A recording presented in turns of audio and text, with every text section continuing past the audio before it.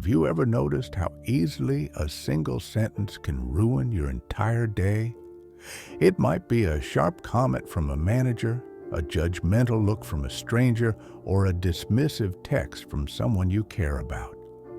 In an instant, the peace you carefully built for yourself evaporates. You spend the next few hours replaying the scene in your mind, crafting the perfect comeback you didn't say, or sinking into a pit of self-doubt. It's a strange phenomenon. We wouldn't let a stranger walk into our home and throw trash on our floor, yet we constantly allow people to walk into our minds and dump their negativity, their anger, and their insecurities. We give them the remote control to our emotions, letting them decide if we feel happy, angry, or unworthy. But what if you realize that your peace is a fortress and you are the only one who holds the key? Consider a woman named Maya. Maya was talented and kind, but she lived her life like an open window in a storm. If someone praised her, she felt sunlit. If someone criticized her, she felt drenched in cold rain. One Tuesday, after a particularly harsh encounter with a colleague who had dismissed her ideas in front of a group, Maya felt as though she were vibrating with a mix of shame and fury. She couldn't focus on her work. She couldn't enjoy her lunch. The colleague's voice was on a loop in her head, louder than her own thoughts. Desperate for air, Maya walked to a small community garden near her office. She sat on a low stone wall, her hands trembling slightly. An elderly gardener was nearby, quietly tending to a patch of lavender. He moved with a grace that suggested he wasn't in a hurry to be anywhere else. Maya watched him for a while, feeling a strange envy for his stillness. Eventually, the gardener looked up and smiled. He reached into his pocket and held out a small, jagged, dirty stone he had just pulled from the soil. "Would you like this?" he asked. Maya looked at the dirty stone, confused.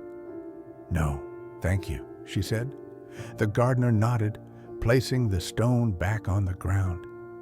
"If I offer you a gift and you do not accept it," he said softly, "who does the gift belong to?" Maya replied, "It still belongs to you, I suppose." The gardener stood up slowly, dusting the soil from his knees. "Exactly. And yet, when someone offers you the gift of their anger, their bitterness, or their judgment, you reach out both hands and pull it to your chest. You take their gift and make it your own. Why do you choose to keep what was never yours to begin with?" Maya sat in silence.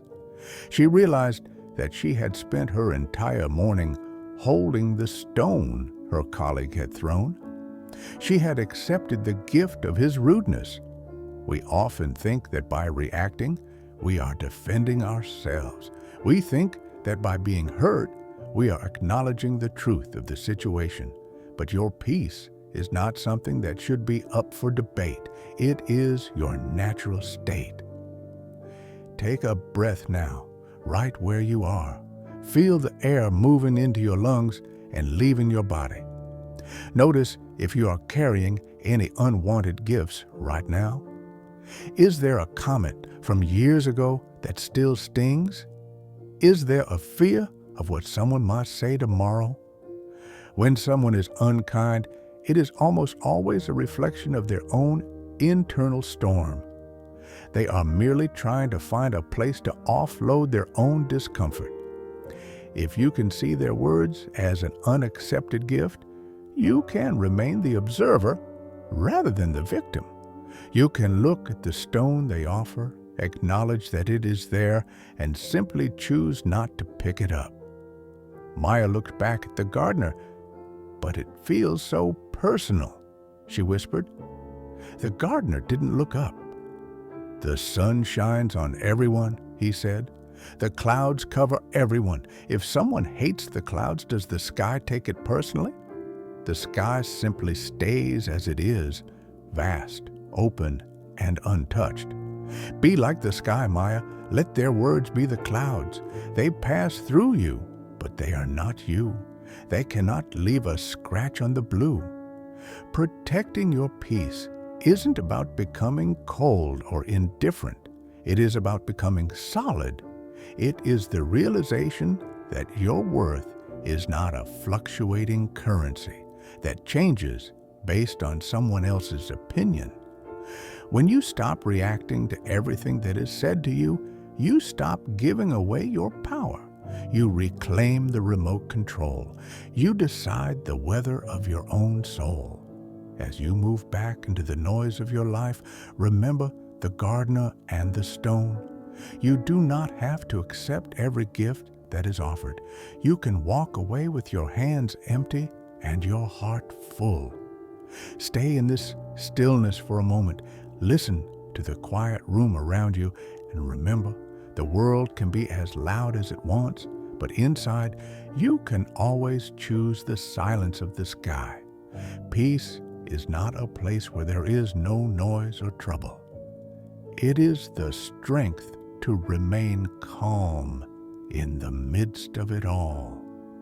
You are the sky. Everything else is just weather.